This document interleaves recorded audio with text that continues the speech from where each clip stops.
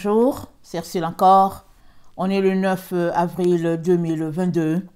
Alors, je viens sur la trompette aujourd'hui encore et je viens proclamer le retour de notre Seigneur Jésus-Christ.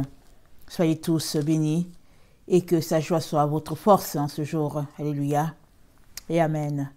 Alors, des 7 églises d'Apocalypse, Amen, une seule reste ouverte. Amen, comme Jésus-Christ l'a dit dans Apocalypse 3, 7. Et on va regarder les raisons pour lesquelles elle est ouverte. Amen. Et elle est ouverte en ce moment d'actualité. Alors, Apocalypse 3, le verset 7. Attendez, je me trompe. Non, c'est dit. Écrit à l'ange de l'église de Philadelphie, voici ce que dit le Saint, le véritable, celui qui a la clé de David, celui qui ouvre et personne ne fermera, celui qui ferme et personne n'ouvrira. Je connais tes œuvres, voici, parce que tu as peu de puissance et que tu as gardé ma parole et que tu n'as pas renié mon nom, j'ai mis devant toi une porte ouverte que personne ne peut fermer. Voici, je te donne de ceux de la synagogue de Satan qui se disent juifs et ne le sont pas, mais qui mentent. Voici, je les ferai venir se prosterner à tes pieds et connaître que je t'ai aimé. Parce que tu as gardé la parole de la persévérance en moi, je te garderai aussi à l'heure de la tentation qui va venir sur le monde entier pour éprouver les habitants de la terre. Je viens bientôt, retiens ce que tu as afin que personne ne prenne ta couronne. Celui qui vaincra, je ferai de lui une colonne dans le temple de mon Dieu. Il n'en sortira plus, j'écrirai sur lui le nom de mon Dieu et le nom de la ville de mon Dieu, de la nouvelle Jérusalem qui descend du ciel, d'auprès de mon Dieu et mon nom nouveau. Que celui qui a les oreilles entende ce que l'Esprit dit aux églises. Amen. Alors, voilà. Alors, le Seigneur, au fait, nous présente cette église-là et il nous dit, il s'annonce comme celui qui a la clé de David, lui le Seigneur Jésus, et quelque chose de spécial, il dit à cette église-là, j'ai mis devant toi une porte ouverte. Et quand on lit les lettres à toutes les églises, on se rend compte que Jésus-Christ fait des reproches à ces églises-là. Il leur dit, arrangez ceci, sinon, voilà ce qui va vous arriver. Et il y a à 2 églises qu'il ne fait pas le reproche, l'église de Philadelphie et puis l'église de Smyrne. L'église de Smyrne, alors Jésus-Christ s'annonce comme le premier et le dernier, celui qui était mort et celui qui est revenu à la vie. Amen. Alors, quand j'ai lu cette église, tout à l'heure quand je faisais ma leçon, le Seigneur m'a donné de réaliser que l'église de Smyrne découlera de l'église de Philadelphie. Dans les temps dans lesquels nous sommes, l'église de Philadelphie est en train de se mettre en place. Amen. Elle est déjà formée et elle est en train de se mettre en place, peu importe le pays, le continent. Voilà. Parce que l'église de Philadelphie, c'est tous ceux-là qui ont compris qu'il ne s'agit pas d'être chrétien, il ne s'agit pas d'aller à l'église, il ne s'agit pas de dire qu'on est pasteur, peu importe. Il s'agit de marcher selon ce que Dieu attend de nous. Que cela appartienne à l'Ancien Testament, le Nouveau Testament, en tout cas, tout cela confondu, on est appelé à marcher selon ce que Dieu a dit. Et lui-même nous a dit, souvenez-vous de la loi de Moïse. Donc, ceux de l'église de Philadelphie, c'est ceux qui se sont repentis et qui se repentent et qui décident de marcher sur le chemin de la sainteté, peu importe ce que cela leur coûte. Alors, cette église-là, elle a une porte ouverte, comme dit le Seigneur. Il y a une porte ouverte pour elle. Mais après cette porte, elle sera fermée. Quand elle sera fermée, le temps où elle sera fermée va correspondre au temps où nos corps mortels seront transformés en corps immortels. Nos corps seront transformés. Mais il y aura quand même d'autres enfants de Dieu qui n'auront pas le corps transformé, soit parce qu'ils n'ont pas atteint leur maturité, soit parce que, bon, ce sera des gens qui auront accepté le Seigneur à la dernière minute, qui auront vu, par exemple, l'œuvre extraordinaire dans le corps de quelqu'un d'autre, et puis qui auront soupiré. Et puis, bon, voilà, ils vont courir aussi au pied de la croix, un peu comme le jeune homme à la croix qui a été sauvé à la dernière minute. Alors, à ce temps-là, beaucoup de gens seront mis en prison. Alors, beaucoup. Et en tout cas, ils seront mis en prison. Ils vont mourir de mort atroce, ou bien ils seront emprisonnés. Ce sera la persécution totale sur toute la terre. Ce sera, c'est dit dans Daniel 12, je vais le lire, juste le premier verset. C'est dit, en ce temps-là, se lèvera Michael, le grand chef, le défenseur des enfants de ton peuple. Et ce sera une époque de détresse telle qu'il n'y a point eu de semblable depuis que les nations existent jusqu'à cette époque. En ce temps-là, ceux de ton peuple qui seront trouvés inscrits dans le livre seront sauvés. Plusieurs de ceux qui dorment dans la poussière de la terre se réveilleront, les uns pour la vie éternelle, les autres pour l'opprobre, pour la honte éternelle. Donc, Daniel 12 nous parle d'une époque terrible. On ne l'a pas encore atteinte, mais on s'en va vers. On va le vivre là. Alors, imaginez quand vous regardez les films de ce qui s'est passé à la Deuxième Guerre mondiale, regardez votre état, comment vous êtes troublé, bouleversé. Et quand on lit Daniel 12, on a le feedback que ce n'est rien. On aperçoit que c'est rien, ce qui s'est passé à la Deuxième Guerre mondiale. Parce que ce sera un moment de détresse, c'est dit, c'est un moment de détresse tel qu'on n'a jamais vu depuis que le monde existe. Mais c'est une étape par laquelle on doit passer. Alors, avant qu'on passe par cette étape, le Seigneur nous dit qu'il y a une porte qui est ouverte. Et cette porte-là, ou bien, comment le dire, cette porte-là est ouverte et Jésus-Christ nous donne les conditions pour faire partie de cette église-là, ou bien rester membre de cette église-là, ou bien avoir du zèle toujours dans cette église-là. Et ça, c'est l'église de notre dernier temps, l'église dans laquelle nous sommes actuellement. Et l'église de Philadelphie, c'est une église qui est fougueuse pour le Seigneur. Amen. Elle est fougueuse pour le Seigneur parce que c'est des gens qui veulent vraiment se retrouver avec le Seigneur. Donc, peu importe ce qui arrive, ils ont choisi de suivre le Seigneur. Ça n'a rien à voir avec les anciennes règles d'église, avec tout ce qui nous a été dit. Et surtout, à l'église de Philadelphie, c'est une relation de 1 à 1 avec le Seigneur. Ce n'est pas une relation de groupe. C'est une relation de 1 à 1. On a été éduqués dans une relation de groupe. On nous dit que bon, on sera encadré par telle personne, ceci, cela. Mais bon, c'est pas mauvais si on a besoin d'aide. Mais ici, c'est une église où c'est Jésus-Christ lui-même qui fait le counseling 1 à 1. Alors, il peut donner un message par-ci, par-là à des gens.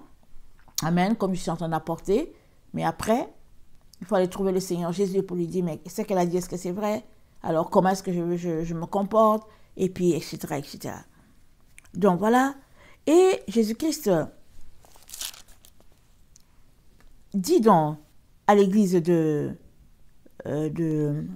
excusez-moi, j'étais à Smyrne.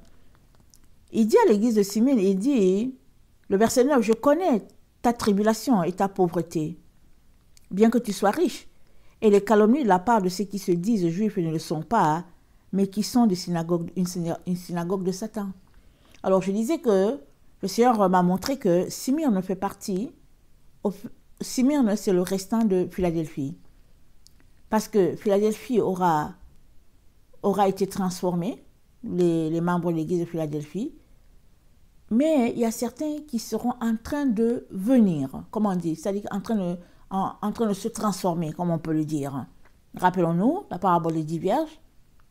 Alors, il y a eu 5 qui ont été transformés, et puis 5 autres non. Et dans les temps dans lesquels nous sommes, on attend tous le Seigneur Jésus-Christ et on prie pour que tous ceux qui ont un problème d'insensé puissent revenir de leur mauvaise voie. Alors, il y a toujours cette possibilité-là de venir, tant que Jésus-Christ n'est pas revenu pour prendre son épouse, alors on peut toujours continuer notre œuvre de transformation, laissant nos péchés et puis bon, voilà, vivant dans la pureté pour lui. Alors, donc, quand l'épouse ne sera plus là, accessible et tout, il y a quand même d'autres encore qui seront là en train d'invoquer ce Dieu, là, en train de pleurer, en train de supplier. Et Smyrne représente vraiment ce groupe-là qui sera jeté dans les prisons.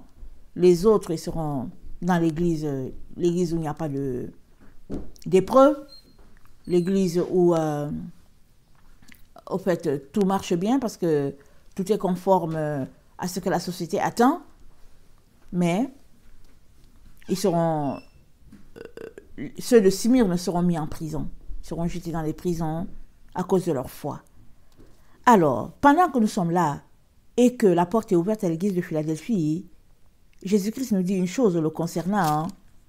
Il dit, voici ce que dit le Saint, le véritable, celui qui a la clé de David, celui qui ouvre et personne ne ferme, et celui qui ferme et personne n'ouvre.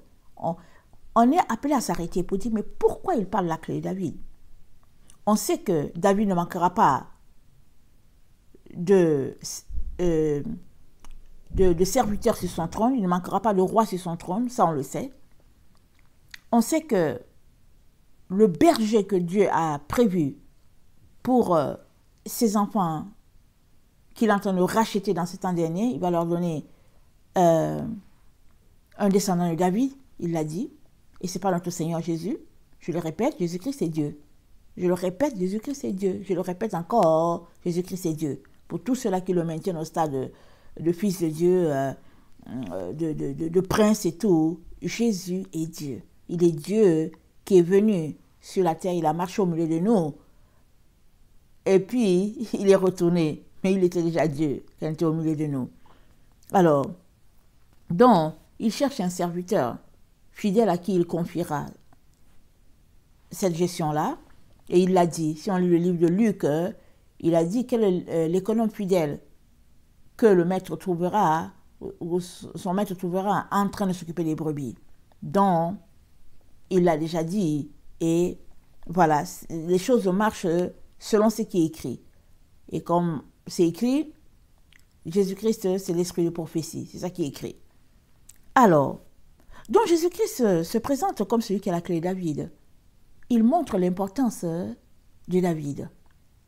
Alors, David, c'est le nom de David, ça veut dire bien-aimé. Ça peut déjà jouer, c'est déjà d'une importance. Il l'appelle bien-aimé, bien-aimé un peu comme l'épouse. Amen. Et puis, David aussi, c'est quelqu'un qui aimait la Torah. On est en train d'étudier les 22 lettres de l'alphabet. Ce n'est pas David qui les a inventées, mais quand il a fait son psaume 119, il l'a écrit avec 8 vers sur la base de la Torah. Alors 8, ça renvoie à le nouveau, quelque chose de nouveau. Et nous savons que nous sommes en train de finir le 6e jour, en train d'aller pour le repos qui est le 7e. Amen. Et après ce repos-là, on va entrer dans le 8e.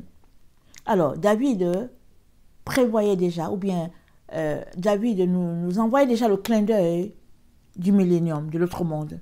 Amen. David, c'est l'homme de la Torah. Quand on lit les psaumes 119 surtout, on voit combien il aime la Torah. Et le Seigneur, en se présentant comme celui qui a la clé de David, il est en train de nous dire que la Torah, C'est très très important. C'est très important. N'oublions pas, Jésus-Christ a marché selon la Torah. Il n'a pas aboli un seul iota de la parole. Il les a accomplis.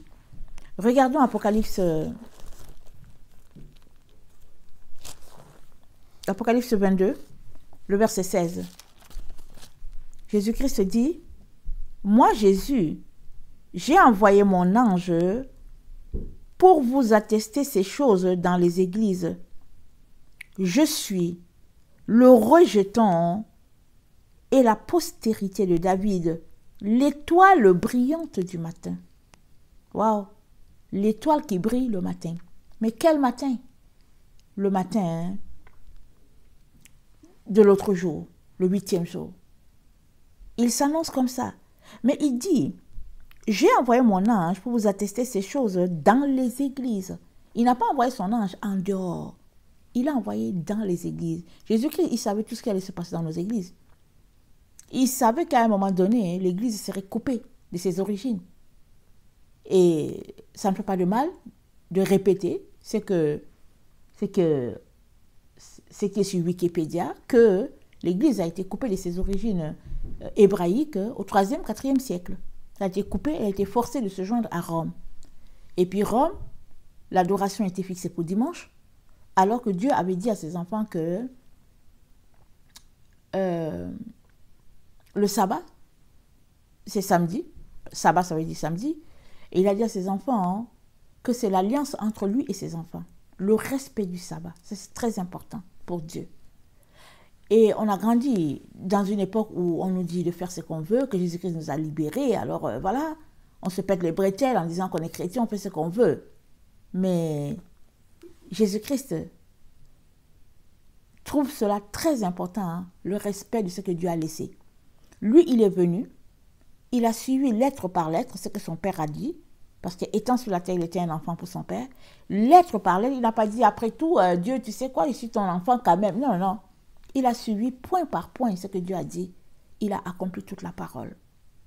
Et quand le jour du sabbat, il était à l'extérieur, il était là pour guérir les gens, montrant aux gens que l'homme était maître du sabbat. Parce que s'il faut avoir ce sabbat-là où on ne peut pas aider quelqu'un, c'est grave. C'est pourquoi Jésus-Christ est venu pour renverser cela. Et il avait eu des problèmes avec les pharisiens. Parce qu'il trouvait que les pharisiens ne marchaient pas vraiment. Quand leur brebis tombait, ils ne marchaient pas vraiment selon ce que Dieu attendait d'eux. Quand leur brebis tombait dans une fosse, ils la retiraient. Mais quand c'était un être humain qui avait besoin d'aide, il disait qu'on est le sabbat. Alors Jésus-Christ donc s'annonce comme le rejeton de la postérité de David. C'est très important parce que Dieu nous dit, c'est écrit partout, que son berger qu'il a mis de côté pour paître son peuple dans ce temps où nous nous trouvons est de la postérité de David. Il nous le dit. Ça veut dire que quand on va se retrouver de l'autre côté, je veux dire dans le millénium, le serviteur de Dieu, il sera un descendant de David. Alors certains disent, David va revenir à la vie, et puis bon c'est chacun qui essaie d'expliquer comme il peut, mais le Seigneur est en train de nous dire ici qu'un descendant de David sera roi et sera sacrificateur aussi. Alors, c'est important, le respect de la Torah, parce que Dieu l'a mentionné lui-même dans Malachie. Regardons dans Malachie, attendez, je ne sais pas si c'est Malachie 2. On va voir Malachie 2. Alors, dans Malachie 2, Dieu dit, le verset 4, « Vous saurez alors que je vous ai dressé un ordre, afin que mon alliance avec Lévi subsiste. Dit l'Éternel des armées. » Et son alliance avec Lévi, c'est écrit où? C'est écrit dans la Torah, le Pentateuque. J'espère que c'est le. Mon alliance avec lui était une alliance de vie et de paix, ce que je lui accordais pour qu'il me craignît. Et il eut pour moi de la crainte. Il a tremblé devant mon nom. La loi de la vérité était dans sa bouche. Et l'iniquité ne s'est point trouvée sur ses lèvres. C'est quoi la loi de la vérité? C'est la Torah. C'est ce que Dieu a écrit. C'est les 10 commandements. Ce sont les sentiers, les 22 lettres. C'est la loi de la vérité. Dieu a établi sa loi avec son peuple.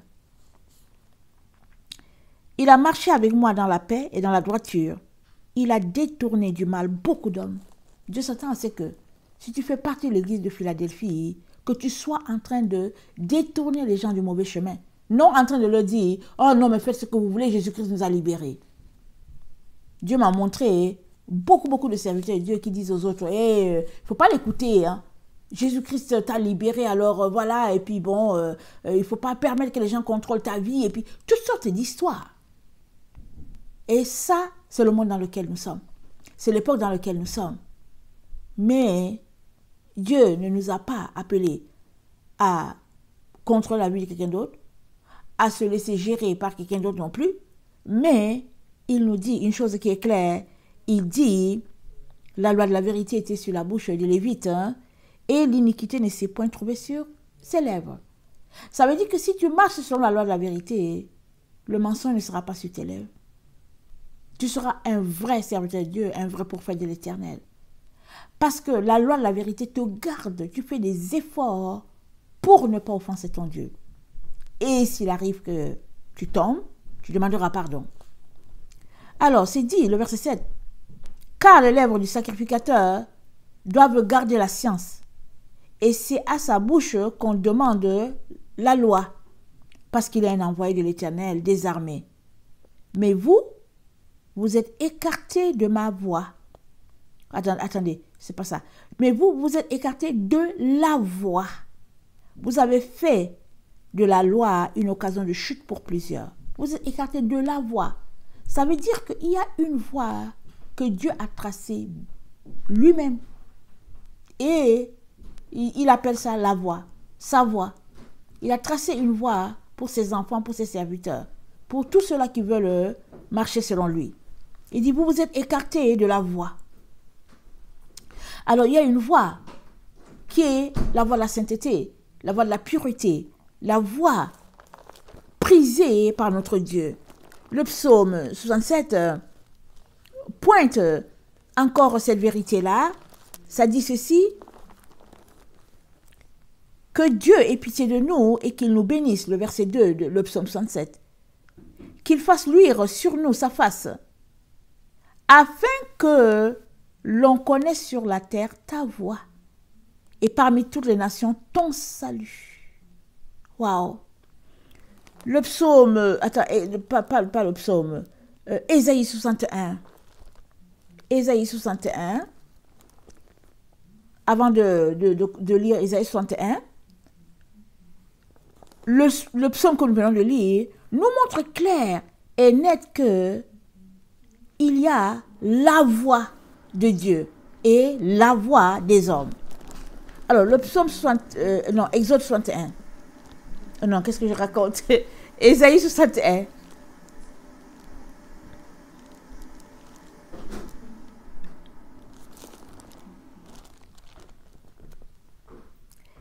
Ésaïe 61, le verset 10 nous dit, « Je me réjouirai en l'Éternel. Mon âme sera ravie d'allégresse en mon Dieu, car il m'a revêtu des vêtements du salut. Il m'a couvert du manteau de la délivrance, comme le fiancé s'orne d'un diadème, comme la fiancée se pare de ses joyaux, car comme la terre fait éclore son germe, comme un jardin fait pousser ses semences, ainsi le Seigneur l'Éternel fera germer le salut et la louange en présence de toutes les nations. » Dans le temps où là où nous sommes, Dieu va faire germer le salut. Toutes les nations sauront que Dieu est venu, qu'il a racheté son peuple. Et c'est selon sa voix. Pas la voix des hommes, pas la voix qu'ils nous ont indiquée, pas la voix du dragon, non, non, non. Pas la voix du serpent, non, non, non, non, non, non, non, non. Jamais, jamais. Selon sa voix à lui. Et il a dit quoi? Sa voix, il l'a établie en Sion. Il le dit clair et net à tout moment. Si tu n'es pas en Sion, même si tu aimes ton Seigneur Jésus, comment? Tu ne vas pas bénéficier de son salut. Parce qu'il dit qu'il l'a établi en Sion. Et il est venu donner cette clé-là à l'église de Philadelphie. Cette église qui est en train de veiller, en train d'attendre son retour, il leur dit, alors que vous attendez le retour, alors que vous êtes dépouillés, alors que vous vous dépouillez, il leur dit la clé de David. Alléluia.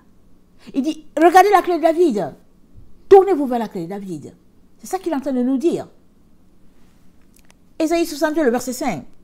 Il dit, comme un jeune homme s'unit à une vierge, ainsi tes fils s'uniront à toi. Comme la fiancée fait la joie de son fiancé, ainsi tu feras la joie de ton Dieu. Tu feras la joie de ton Dieu. Pourquoi? Parce que tu marches selon sa voie. Parce que tu respectes ce qu'il te dit. Amen. Alors, retournons à Apocalypse 22, le verset 16. Ça nous dit, on l'a lu tantôt, il dit, j'ai envoyé mon ange pour vous attester ces choses dans les églises. Je suis le rejeton de la postérité de David, l'étoile brillante du matin. Il nous dit qu'il a envoyé son ange. Alors, allons-y à Apocalypse 1. Apocalypse 1, effectivement, c'est l'ange qui nous parle. Apocalypse 1 nous dit, révélation de Jésus-Christ que Dieu lui a donnée pour montrer à ses serviteurs les choses qui doivent arriver bientôt. Et qu'il a fait connaître par l'envoi de son ange à son serviteur Jean. Il a envoyé son ange.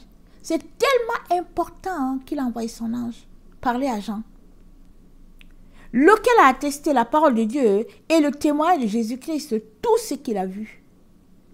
Heureux, écoute bien, heureux celui qui lit et ceux qui entendent les paroles de la prophétie et qui gardent les choses qui sont écrites, car le temps est proche.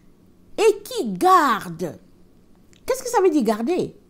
Garder, ça veut dire marcher parce que Dieu élève. Dieu est en train de nous parler de la Torah, du Pentateuque, je pense. Genèse, Exode, Lévitique, Deutéronome, Nombre, et puis d'autres livres encore qui sont dans la Torah que nous n'avons pas dans notre Bible. Il nous parle parce que David citait les Écritures, il citait la Torah.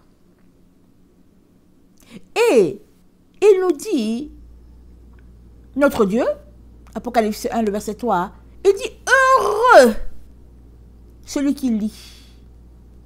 Tu es heureux si tu lis ce qu'il a dit par la bouche de l'ange. Et ça c'est Apocalypse. Il dit, heureux si tu entends la parole de la prophétie. Maintenant, il te demande de garder. Et c'est là que c'est difficile pour chacun d'entre nous. Mais nous devons nous évertuer là, à garder la parole de Dieu. À la garder, à la tenir vraiment proche de notre cœur, de façon très très précieuse. Très très précieuse. Et il nous dit dans Apocalypse 3, le verset 10, parce que tu as gardé la parole de la persévérance, en moi, je te garderai aussi à l'heure de la tentation qui doit venir sur le monde entier pour éprouver les habitants de la terre. Alors, l'accent est mis sur la parole. Et Dieu appelle cela la clé de David. Et la clé de David, ça touche aussi le fait que David était un homme selon le cœur de Dieu. Il aimait la Torah, c'est ça qui faisait que Dieu l'aimait. Dieu était vraiment touché par ce jeune homme-là qu'il aimait. Et, attendez, le point que j'ai noté, David est un exemple de ce que Dieu attend de voir en chacun d'entre nous. Et David, il a tellement plu à Dieu que Dieu nous a dit que David va encore nous rassembler dans ce temps où nous nous trouvons. Alors, si tu n'aimes pas David, il y a un problème pour toi. Ça veut dire que David ne pourra pas te rassembler. Tu ne l'aimes pas. Tu ne supportes pas David. David ne pourra pas. Si tu t'arrêtes pour dire que oui, il a fait comme ci, il a fait cela, il a fait ceci, il ne pourra pas te rassembler. Mais si tu marches selon ce que Dieu a dit, tu dois louer le Seigneur pour dire merci Seigneur. Merci de ce que tu as pourvu pour un berger pour nous. En la personne de David, ou bien d'un descendant de David. Dans Zacharie,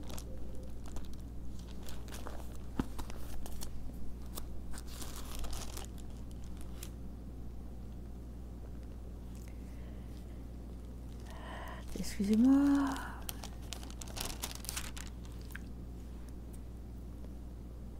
Dans Zacharie 6, voilà, j'ai trouvé le passage, c'est dit,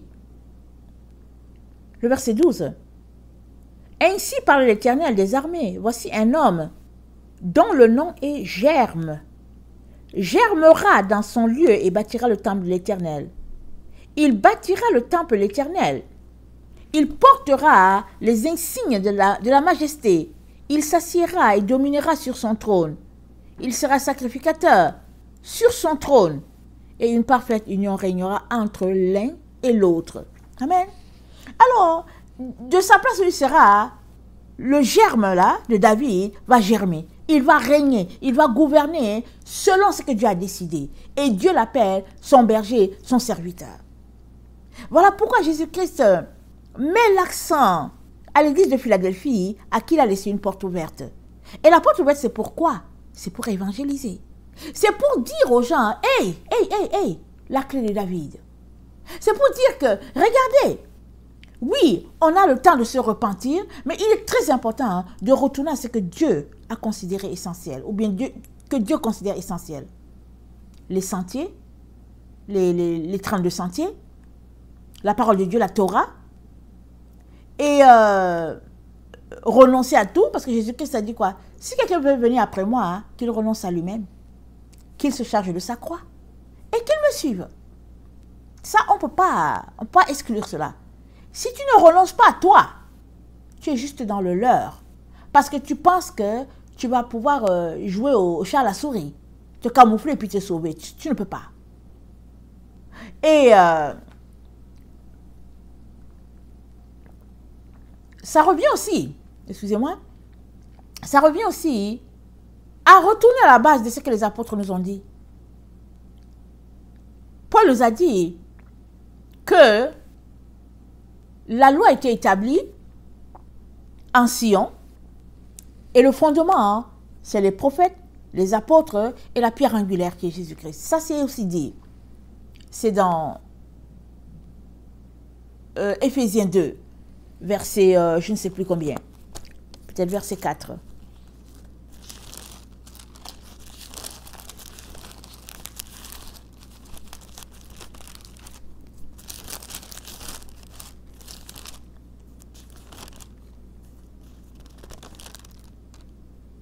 Éphésiens 2, c'est vrai, mais verset 20, pas verset 4. 20 à 21. Alors, Jésus-Christ attend, ou bien s'attend à ce que nous qui attendons sa venue, nous puissions nous comporter d'une certaine manière. Ou bien je vais le dire autrement. Jésus-Christ s'attend à ce que il y ait certaines choses qui soient trouvées en nous, alors que nous attendons son retour. Je vais encore le dire d'une autre manière. Jésus-Christ, quand il reviendra, ou bien quand ces anges seront envoyés pour nous rassembler, ils voudront trouver en nous tel point, tel point, tel point. C'est ça que Jésus-Christ est en train de nous dire quand il nous dit « Je suis le rejeton de la postérité de David ». Quand il dit « Je tiens la clé en main » et c'est la clé de David. Il est en train de dire quelque chose. Il ne s'agit pas de dire que, oui, je fais partie de l'église de Philadelphie. Comment on aime dire ça? Non, je fais partie de l'église de Philadelphie. Alléluia, merci Seigneur, merci Seigneur. Mais l'église de Philadelphie, ils font quelque chose. Ils évangélisent. Ils font tout pour réveiller les autres. Et ils aiment la Torah. C'est comme ça que Dieu sait que tu l'aimes. Il a dit, celui qui a mes commandements et qui m'aime. Attendez, il a dit, celui qui a mes commandements. Attends. Comment il l'a dit? Attendez.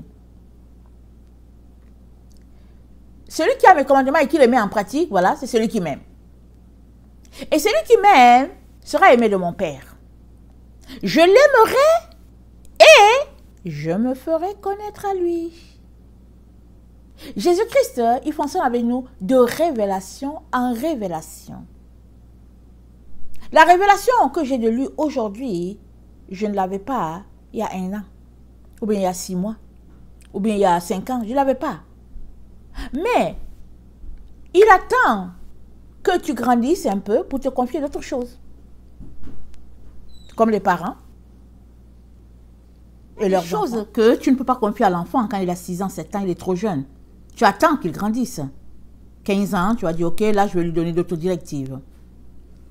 Dans Apocalypse 22, le verset 13 de Jésus-Christ nous dit ceci. Je suis l'alpha et l'oméga, le premier et le dernier, le commencement et la fin. Waouh! Waouh! Il nous dit qu'il est le même là. Celui-là qui était au commencement, il nous dit que c'est lui le même. Il l'a cité 3 fois. L'alpha et l'oméga, c'est la même chose. Que le premier et le dernier, c'est la même chose. Que le commencement et la fin. C'est la même chose. Les 3, il l'a dit 3 fois. Avec d'autres mots différents. Alors, j'ai lu le texte avant d'aller prier, mon temps de l'après-midi. Mais je n'ai pas beaucoup prié. J'étais troublée, au fait. J'étais là, je me disais, est-ce que je vois bien, Seigneur? Est-ce que je vois bien? Parce que, avant que je parte prier, j'étais en train de lire, j'étais impressionnée par Apocalypse 3 que je suis en train de vous partager, celui qui a la clé de David. Ok? Alors, je voyais que le Tav, il dit, je suis le commencement et la fin, c'est-à-dire je suis Aleph et Tav. Tav, c'est la fin. Alors, je suis allée regarder l'image du Tav. L'image du Tav, c'est un dalet, une porte et puis un point dedans. C'est-à-dire, ça symbolise la fin. Alors, j'étais impressionnée, je regardais ça, je me suis dit, waouh! Et en même temps que je comprenais ça, en même temps, je comprenais qu'il y avait un lien très étroit entre le Tav et la clé de David. Ok? Je comprenais ça. Je me disais, Seigneur, il y a quelque chose que tu veux nous communiquer que je n'avais pas compris avant. Alors, je lui ai dit, Seigneur, vraiment, ouvre mes yeux, ouvre mon entendement. Je veux comprendre quelque chose. Je veux m'assurer que ce que je comprends, c'est ça. Vous savez ce qu'il a fait? Il m'a donné le nombre 2860. Dans la concordance, je pense que c'est hébreu. Il m'a donné 2860. Et je suis allée regarder dans la concordance hébreu. J'ai vu l'époux. J'ai dit, waouh, Seigneur. L'époux. J'ai dit, waouh. Parce que l'époux vient là. Dans le Tav. Le Tav, c'est la fin. Et moi qui suis juste en train de parcourir les 22 lettres de l'alphabet, comme vous, on le fait ensemble, je suis impressionnée du fait que il me parle, je finis par comprendre les choses par juste les symboles qui sont là avec les lettres. Alors, quand ils disent que ce sont des lettres sacrées, c'est vraiment des lettres sacrées. Mais surtout, Dieu aimerait qu'on les étudie. Parce que ils vont nous permettre de tenir. Il y a des choses, Dieu va nous garder à l'heure de la tentation, alors qu'on a gardé la parole de la persévérance. La parole de la persévérance, ce n'est pas juste la Bible, ce n'est pas juste ça. Il y a beaucoup d'autres choses autour. Comme il nous l'a dit, souvenez-vous de la loi de Moïse. Malachie 4, le verset 4. Il nous l'a dit. Alors souvent, on fait juste le minimum. Mais à cette église-là, qui est en train de veiller, qui est en train de se dépouiller, qui est en train d'attendre le retour de son Seigneur, le Seigneur vient nous donner des éléments pour pouvoir tenir. Il a dit, celui qui tiendra jusqu'à la fin, voilà ce que je vais faire de lui. On va lire cela et puis on va s'arrêter là-dessus. Apocalypse 3, le verset 10, il dit, parce que tu as gardé la parole de la persévérance, en moi je te garderai. Aussi à l'heure de la tentation qui va venir sur le monde entier, pour éprouver les habitants de la terre, je viens bientôt, retiens ce que tu as afin que personne ne prenne ta couronne. Celui qui vaincra, je ferai de lui une colonne dans le temple de mon Dieu. Il n'en sortira plus. J'écrirai sur lui le nom de mon Dieu et le nom de la ville de mon Dieu. De la nouvelle Jérusalem qui descend du ciel, d'auprès de mon Dieu, et mon nom nouveau, que celui qui a les oreilles entende ce que l'Esprit dit aux églises. Il s'agit d'être vainqueur. Alors, il nous donne des outils pour qu'on soit vainqueur. Il nous donne des outils pour qu'on aille jusqu'à la fin. Mais si toi tu vois ça pour dire, oh non, vraiment, non, elle nous égare, elle nous envoie, où ça, Jésus-Christ nous a délivrés, ah non, mais non, c'est pas, il ne faut pas l'écouter celle-là, et puis toutes sortes d'histoires. Si tu es là, ben, c'est dommage pour toi. Mais si tu veux aller plus loin, ouvrir ton intelligence, ta compréhension pour dire, Seigneur, viens m'aider, alors il t'aidera à tenir jusqu'à la fin. Mais si tu veux raisonner, dommage, le Dieu que nous servons n'est pas un Dieu de raisonnement. Si tu veux arriver, ça je te dis, hein, si tu veux suivre le Seigneur Jésus-Christ, arrête de raisonner. À chaque mot qu'il te dit, tu restes, tu raisonnes, tu essaies de voir, de calculer qu'est-ce qui t'arrange, qu'est-ce qui ne t'arrange pas, et puis tu jettes ce qui ne t'arrange pas. Tu n'arriveras pas, hein, parce que Jésus-Christ, c'est un tout. Ce n'est pas juste ce qui t'arrange. Alors, excuse-moi de te parler comme ça, hein. Je suis en train de te donner un conseil parce que l'heure est très, très grave. L'heure est très avancée dans la venue de notre Seigneur. Et c'est une grâce qu'il puisse nous donner ça. Nous, les chrétiens qui n'avons pas compris ces choses-là, c'est une grâce qu'il vienne nous interpeller à cette heure tardive. Et il est très important qu'on puisse mettre cela en pratique. Amen. Que le Seigneur bénisse sa parole. Je vous aime beaucoup et Dieu davantage. Maranatha, Jésus-Christ revient. Amen et amen. Soyez bénis. Alléluia.